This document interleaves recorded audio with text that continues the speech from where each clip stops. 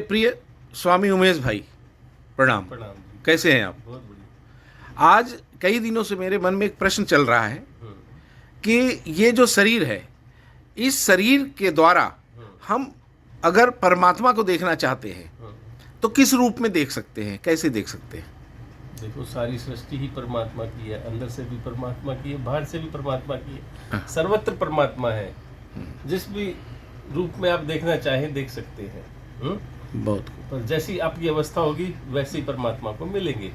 अगर शरीर रूप में आप देखोगे तो आपको शरीर रूप में भी मिलेंगे परमात्मा, लेकिन आपका शरीर तो स्थायी नहीं है, तो आपको सामने वाला दृश्य भी स्थायी नहीं मिलेगा। अगर आप स्वप्न में परमात्मा को देखना चाहोगे तो स्वप्न में भी आपको परमात्मा दिखेंगे, लेकिन स्वप्न भी परमानेंट नहीं है। तो परमात्मा भी परमानेंट नहीं दिखेंगे उसमें। ठीक है।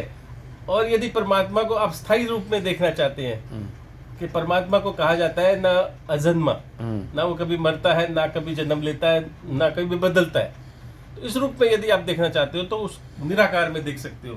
उसके लिए आपको निराकार बनना पड़ेगा। निराकार अवस्था में ही जाकर के आप निराकार को देख सकते हैं। निराकार ऐसी अवस्था है, ना कभी बदलती है, ना कभी जन्म लेती है, ना उसे कोई हटा सकता है, ना बदल सकता है, ना वो मर सकती है, ना जला सकता है, ना काट सकता है। वो आत्मा है। आत्मा इज इक्वल टू परमात्मा। तो परमात्मा ही आत्मा है, आत्मा ही परमात्मा है, और आत्मा का प्रतिबिंब है मन। और मन से दर्शन परमात्मा का आप नहीं कर सकते। परमात्मा मन का दर्शन करता है। वाह, बहुत खूब। हाँ, तो यदि आप सोचे कि मैं मन बनाऊं और परमात्मा को देखूं, तो मन कभी नहीं कर सकता। मन जड़ है, शरीर भी जड़ है, ये आंखें भी जड़ है। तो जड़ वस्तु चेतन को नहीं देख सकती। जब तक आपके अंदर चेतनता नहीं आएगी तब तक आप नहीं देख सकते। जब आपका मन चेतन बन जाएगा तब आप देख सकते हैं। वो भी आप अभ्यास से, जब बारंबार आप अभ्यास करेंगे, प्रैक्टिस करेंगे, मेडिटेशन करने की, एकाग्र अवस्था लाने की, वैराग्य जब आपको आ जाएगा, जब आप शरीर को एक तरह से त्याग दोगे, यानी कि जीवन में स्थिरता, शालीनता, मेडिटेशन, शांति, मतलब ज्यादा लालच से परिपूर्ण जीवन न जीने वाला एक संत रूपी जो जीवन है, जो संपूर्ण हो चुका हो, वैराग्यवान, अगर इस तरह का जीवन हम आचरण अपनाते हैं तब जाके हम परमात्मा का दर्शन पाने की उम्मीद कर सकते हैं। जो सच्चा शुद्ध मन, शुद्ध जो जैसे दर्शन कहा गया है, वैसे तो सभी दृश्य झूठे हैं जी। जहाँ दृश्य आ जाता है वह दो हो जाते हैं। परमात्मा एक है, उसकी सृष्टि भी एक है, उसकी आत्मा भी एक है। तो अनंत आत्मा वो विद्यमान है। परमात्मा हर मन में विद्यमान है।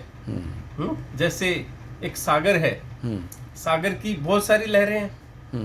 लहरें अपना अस्तित्व बनाती हैं, अपना संसार बनाती हैं, बुलबुलें बनाती हैं, संसार बनता है, लेकिन कुछ समय के लिए बनता है। लहर जाती है रेत पर, बुलबुले बनाती है, बुलबुले को देख करके वापस आ जाती है, बुलबुले बनते हैं, उसमें से फिर बुलबुले निकलते हैं, कलर बनाती है, सब कुछ बनता है। तो लहर खुश हो जाती है कि मैंने देखो बनाया। लेकिन वास्तव में लहर अपना अस्तित्व खोती है, वो पानी है, बनती है, बिगड़ती है। उसका जो संसार बना था वो भी एक मिनट में गायब हो जाता है, देखा जाए तो इसी तरह ये दुनिया में शरीर है। ये एक सागर में लहर की तरह है। लहर बनती है, बिगड़ती है, अपना क्रिएशन करती है मन के द्वारा, और वापस समा जाती है। तो इसी तरह से ये जीवन है। इस जीवन को हमें समझना है कि हमारा मन क्या है, बुद्धि क्या है, अंतस्करण क्या है। अंतस्करण को जो समझ जाता है, मन को जो समझ जाता है, वही परमात्मा को समझ सकता है। आपके कहने का आत्मा ही ब्रह्म है, आत्मा ही परमात्मा है। अगर इस चीज का हम ध्यान दें और समझे और अपने जीवन को उस तरफ ले जाने की कोशिश करें, माया से रहित होके, तो शायद ये प्राप्ति हमें संभव है। यस। बहुत बहुत धन्यवाद उमेश भाई।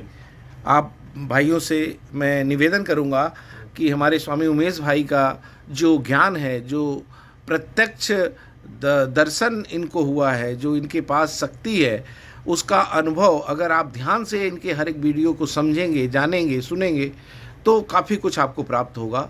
तो मैं उम्मीद करता हूँ कि आपको इस वीडियो से भी इस ज्ञान जो अभी हमारे उमेश भाई ने दिया है, इससे आपको परमात्मा की कैसी प्राप्ति होगी, शायद इस वीडियो को देख के आप लोग उस रास्ते पे चल के परमात्मा को प्राप्त कर सकते हैं। धन्यवाद, नमस्कार।